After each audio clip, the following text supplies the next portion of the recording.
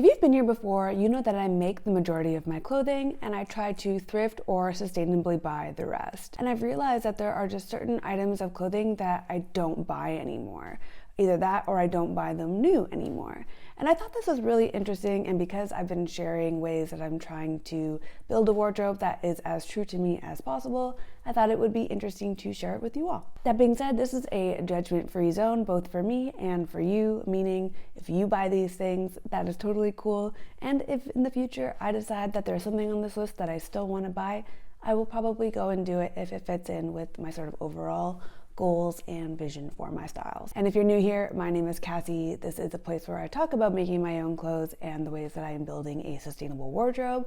And if that is something that you are into, I would love if you subscribe to be a part of all that going forward, as well as giving this video a thumbs up because it really helps me out with the YouTube algorithm. Now let's just get into it and talk about the things that I don't buy anymore and why. Starting with brand new outerwear. I specify brand new because obviously I live in a cold place. I live in Montreal. I'm gonna keep buying outerwear, especially because in the winter time, that's all you see. So it's nice to have like one or two coats, maybe a couple more, just to switch up the look every now and then. And then also, of course, you need like a very winter coat, a medium winter coat, a fall coat, a spring coat, a light summer coat, all that stuff. So as I mentioned, brand new outerwear is something that I have not really purchased in a while. And that is because there are so many amazing coats at the thrift store, Poshmark, and I've also, as you know, been dabbling with making my own wardrobe, and I want to try to make a coat at some point, a really nice, beautiful winter coat. But before I do that, I will probably keep buying my coats secondhand. An example of this is at the thrift store a couple years ago. I bought this amazing APC coat that is usually around $500 in store. I got it for $10. And when I went home, I looked online and it was on their website for about $400, $500. And I think they even sell like a version of this coat still. And it was almost brand new looking. I got it dry cleaned and it looked absolutely perfect after that. I also have a long wool coat that I've been wearing for several years now, maybe over 3 years, and it was already vintage at that point. And I wear it almost every day unless it's like very, very freezing temperatures, in which case I wear my very winter coat.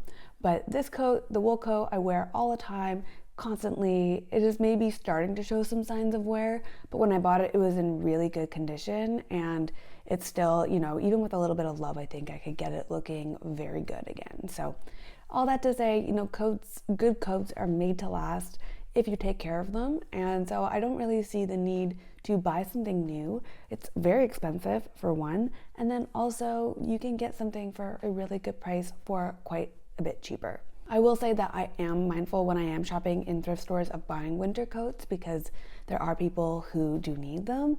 I usually check the tag to see how long it's been there before I buy it. There are tons and tons of clothes in the world, especially in landfills and in thrift stores, so I do try not to feel too bad about shopping at the thrift store. Where I may eventually break this sort of rule, I wouldn't even call it a rule, but where I may buy a brand new coat is if I'm looking for a winter jacket, something like a parka or a puffer, and I'm not finding what I need secondhand, but I do still think that, I can probably find one secondhand that's either gently used or new, and I'm open to either possibility. Moving on to turtlenecks. I know this is very specific, but it is absolutely true. I haven't bought a turtleneck in years, at least not since I've started sewing and since I found the Nico top turtleneck.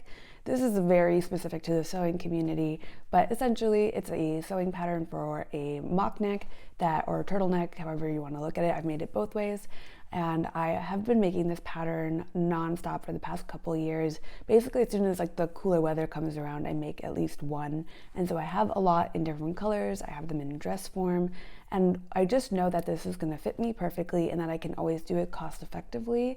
And I'm also really specific about materials, so I don't want it to be synthetic because it's going to sit so close to my body. I always go for something that is usually merino wool or 100% cotton. And so I have ever since I have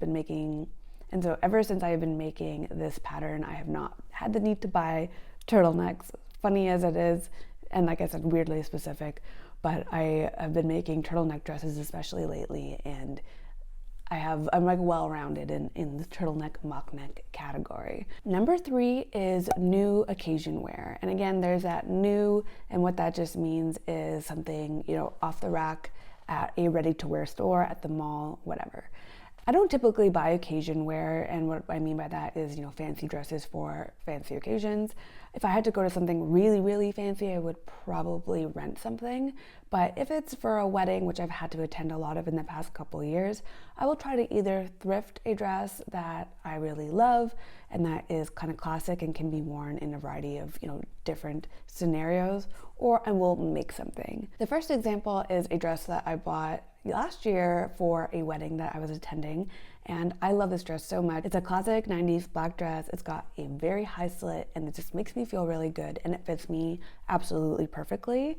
And it's also a dress that is definitely a bit more elevated, but I think can also be sort of dressed down, or honestly used for all of the weddings that I'm going to, especially if they're, very different groups of people. I am not above re-wearing a dress, especially a party dress, but I do think that there are more opportunities for that dress depending on styling.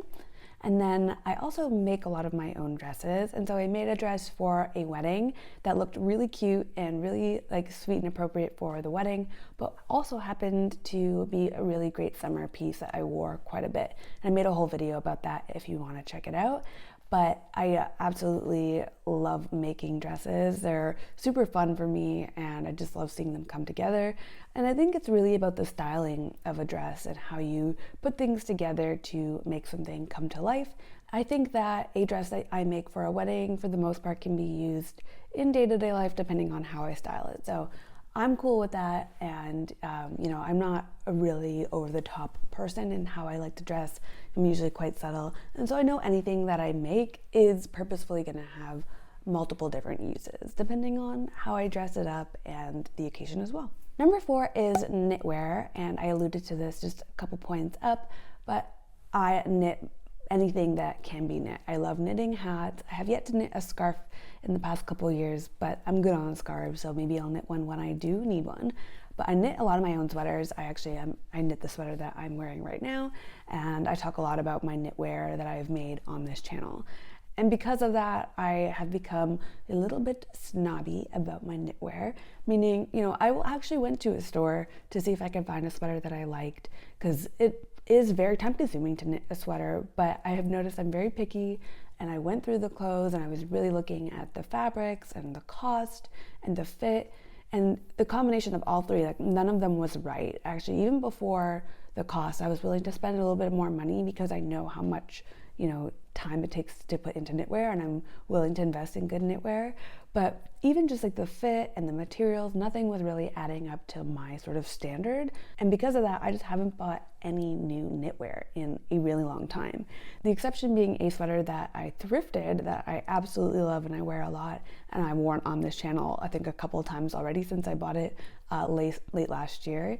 But knitwear is something that I can't foresee myself, unless I find an amazing sweater that is at a price that I can afford and also is the right materials. I can see myself just being happy to knit and thrift my knitwear, likely knitting more than thrifting, because even with thrifting, I find that I'm still super particular. Because even with thrifting, I have found that I'm still super particular, and I even tend to gravitate towards things that are hand knit. So that's just a knitter thing.